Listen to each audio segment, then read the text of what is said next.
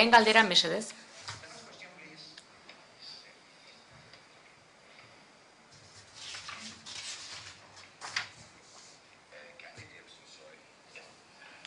Nola, egiten da entzuteko? Bai, badabil. Bai, mila esker. Lehen galdera, mesedez. Bai, anatzean badago galdera bat. Mikrofona, mesedez. Kaixo egunon. Zuzendariari galdetu nahi diot, nola izan zen zure haurtzaroa, ze zure filmak ikusik, ez dakit oso gaizki pasa duzun, edo pozik egon zinen, edo horri buruz egiten alduzu zure pelikulak.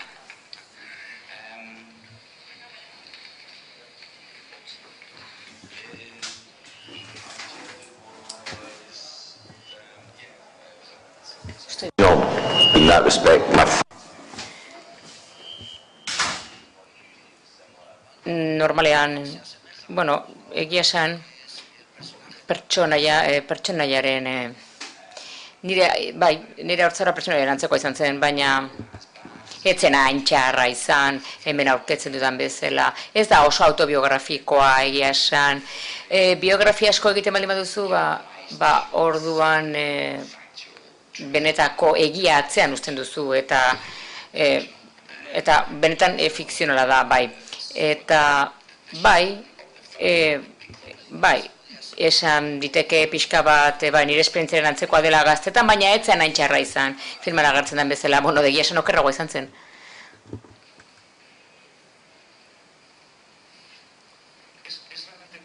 Nik, galdera bat egingo dut filme ikustean bururatu zait.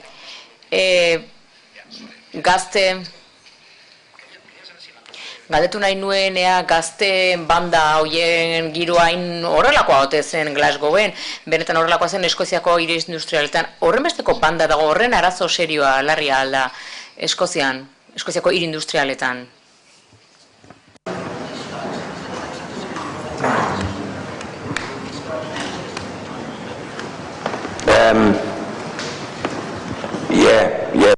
Bai, arazoa txarra da, egia esan, olakoa da. Gora eta bera egiten du, gora berak daude noski, baina bai, arazoa horrelakoa da, baina duela 6-7 urte ematen du berriro ere hasi direla gazten bandak funtzionatzen. Ez nago oso ziur hori orain hain gaizki dago, baina bai, Eskozian badago hiri handi bat, Glasgow dena, eta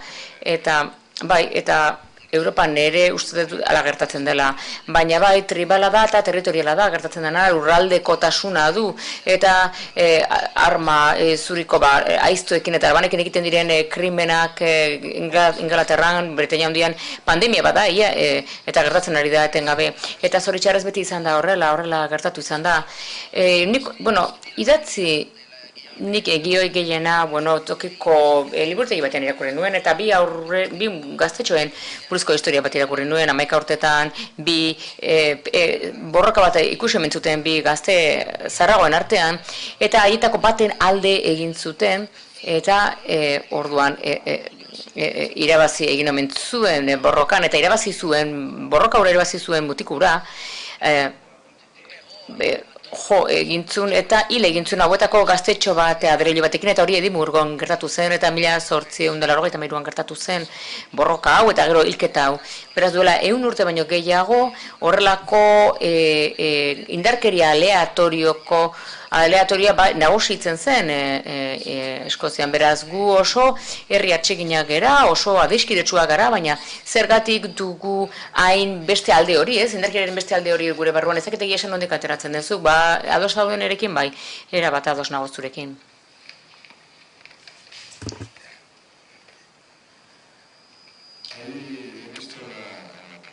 Filman, nolabaiteko kezka bat dago, estuasun bat dago. Estudioak ez duela indarkeria, ikasleak ezin duela indarkeria gainditu, eta oso ikasle hona da benetan, eta gizona horrelako egoera violentoan dagoenean, bera irakurtzen eta ikasten jarraitzen du filman. Hau da, indarkeriak gainditu egiten du ikasketa? Bai, uste dut ala dela.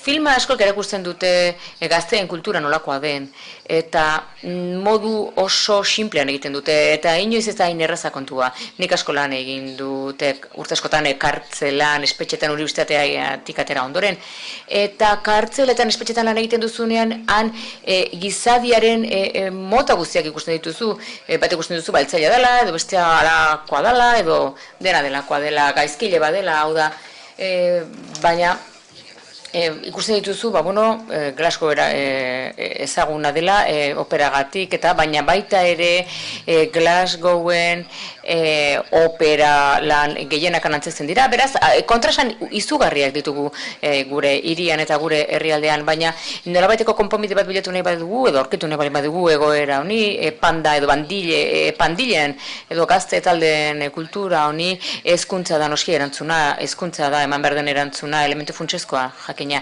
Eta hezkuntza mota ona gainea, ez akademikoa soilik, baizik eta baita ere ingurunea ere, eskoletako ingurunean hori landu egin behar da, ze 60ko hamarkadan bereziki zure ingurunean indarkeria besterik ez zuen ikusten, zure gurasoak indarkeria erabiltzen zuten, hori oso normala zen, irakasleek ere indarkeria erabiltzen zuten, eta behintzat indarkeria instituzionalizatuta zegoen, polizia nantzera, indarkeria ikusten zenuen zure inguruan denbora guztian, eta hori tristeki, hori horrela gertatzen da.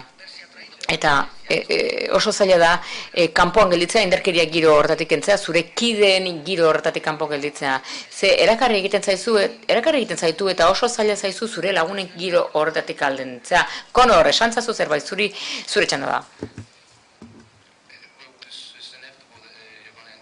Bai, egia da, azkenean nolabait horretan sartuta bukatzen duzu, indarkeria horretan, baina errazagoa da, horretan parte hartzea aldentzea baino, indarkeriatik aldentzea baino egia esan.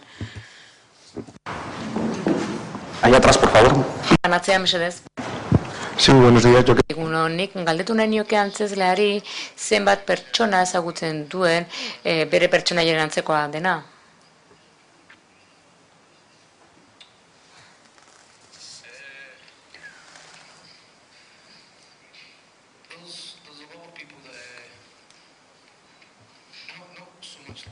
Jendea asko ezagutzen dut, ez Jon bezalakoak hain xuxen ere, berdin-berdinak, baina bai, ezagutzen ditut atera eta pandilo horietan ibiltzen diren gazteak bai ezagutzen ditut.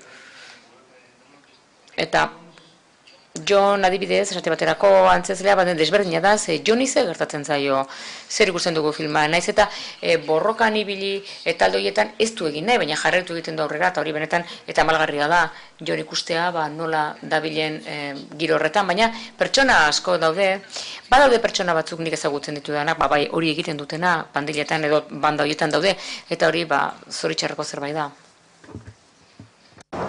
Más preguntas, por favor. Dera gehiago, mesedez? Any more questions, please?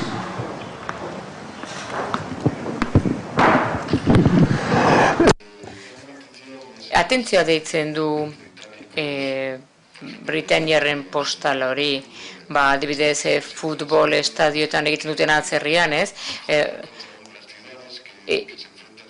Beren taldeek jokatzen dutenean hiri baten aurka, beren talde bretaniarrak esan edo, bildurra aukitzen dute, ze skinheadak eta jende horiek denak, arazoak sortzen ditu. Zu Londresea joten zara eta ikusten duzu estilo bretaniar hori, hain ezik eta hain goi mailako ezik eta behar bada ezik eta britaniar hori hain zuzenak sortu duela, eragin duela indarkeri hori beste sektore horretan?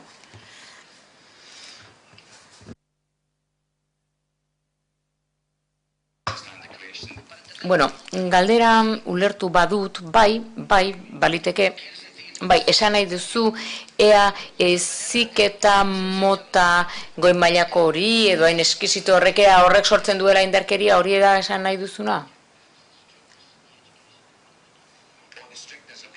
Edo hezkuntzaren zorroztasunak, behar bada, zurruntasunak eragiten du hori.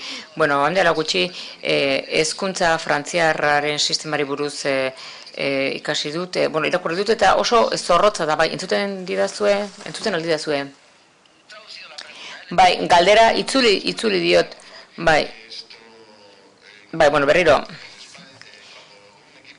Adibidez, Espainiako talde batek jokatzen duenean Britania talde baten aurka, segurtasun neurriak egoten dira Britaniar zaleengatik. Zu Inglaterra joten zara, Eskoziara, Galesera, nahi dizuntokira, eta ikusten duzu oso hezkuntza oso eskizitua dagoela, oso goi mailakoa, Victoriarra egia esan.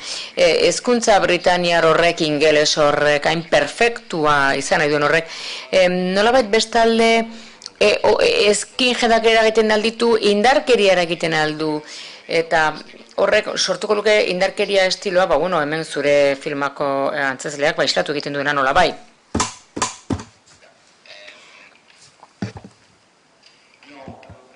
Ez dut uste hezkuntzak hor errua duenik, nik idoia ez zinuenean, nolabaiteko koktel bat egin nuen, nolabaiteko nahasketa bat egiten duzu zure kulturaren, zure giroaren, zure familiaren, zure gizarte mailaren artean.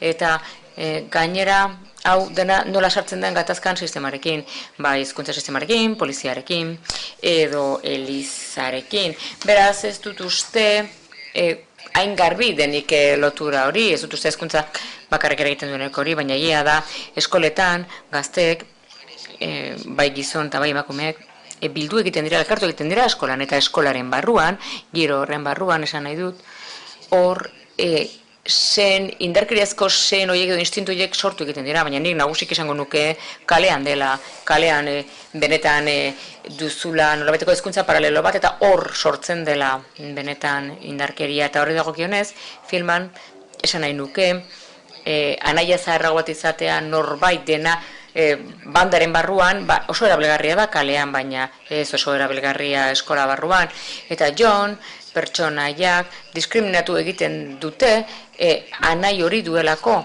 kalean. Eta hori da arazo nagusia, hau da, norbaiteko bizitza paralelori, ze kalean zure arauak ezartzen dituzu, zure arauak, zure hierarkiak ezartzen dituzu, eta baita ere zure etxaiak aukeratzen dituzu, nola onartzen duzun testosterona hori, erotu egiten zaituena adin horretan, baina nik uste dut egia esan eskoletan gaur egun uste dut definitiboki aurre egin beharko lioketela arazo honi. Baina ez dut uste hori ikasgelan gertatu behar duenik, baizik eta uste dut kalean gertatu behar duela konponbide hori, eta baita ere familia, noski. Baina nola kontrola dezakezuzuk etxea, familia, hau da, hezkuntzak arlo asko ditu oso zabala da, ez dugu behar bakarrik hezkuntza eskolan, baizik eta hezkuntza zabalago beharko genuke. We have had the pleasure in this festival of... Hemen zinemaldi honetan plazera handia izan dugu, hemen zuzenari bat izatea, zintzuk dira zure proiektuak etorkizunari begira, zerbait antzesle gisa egin behar duzu, edo zer egin behar duzu etorkizunean, Spielberg jaunarekin filmatzen ari naiz orain, eta Inglaterra ilun eta sakonean, eta gero hasiko naiz nire hurrengo filma idazten, une honetan badu oso itxura, ez dakit, uste dut izango dela, Katrina urakanari buruzko filma bat. Ez dakit nire izen pertsona egokiena hori egiteko, baina unea pasatu da. Eta, une honetan, hau zen gultzatek nire hurrengo filma Katrinari buruzko filma. Galdera gehiago?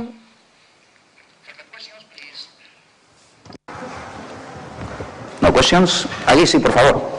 Bai, galdera bat dago.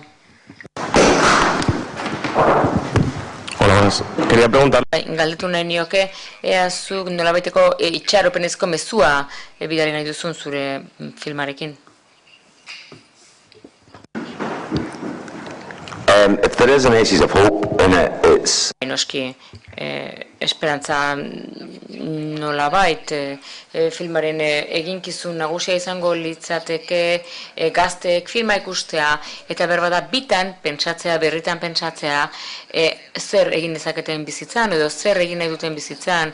Itxaropena baldin badago, zuk ze arkatu ditzakezu momentu txarroiek zure haurtzaroan eta gaztaroan eta gero onartuzuk egin duzunaren ondorioa zein den eta horrekin bizi. Eta espero dezagun pertsona hobea izaten ikasiko duzula horri esker, beraz, kontuan hartu gabe, zer egin duzun edo zer egin ez duzun, beraz, bai, itxaropenezko elementuren bat balin badago hori izango litzateke, orantxe aipatu dudana. Enhorabuena. Zorionak lehenik eta behin zure antzezpenagatik, filme honetan egin duzun antzezpenagatik, hau da, Mozkorraren eszena hori benetan bikaina da, nola interpretatu duzun. Zu antzezleak zuzentzen dituzunean, kasu honetan protagonista, Conor McCarron, zuk ere interpretatu egiten dituzu, antzestu egiten dituzu paper guztiak, eta galdetuko nizuke ea zurekin ikasi duen interpretazioa.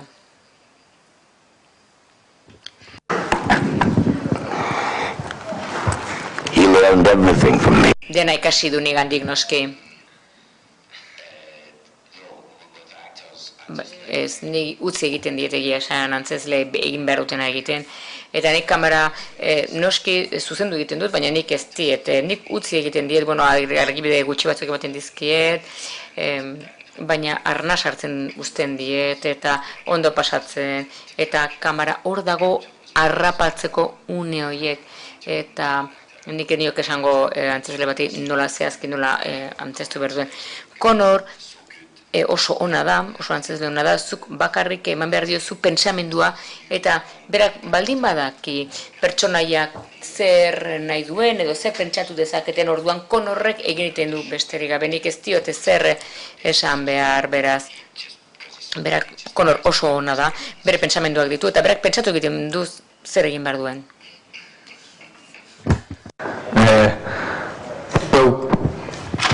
Peter was excellent. Bai, egia esan, berarekin egitea zoragarria izan da, ze nindun estutzen edo agobiatzen, ez? Berak ematen zizun ideia, zer egin bartzen nuen eta egiten zenuen, baina aholkoak behar behar zenituen, bai, beti hortzegoen Peter, eta zoragarria da beti hor lan egitea. Thanks, Dave.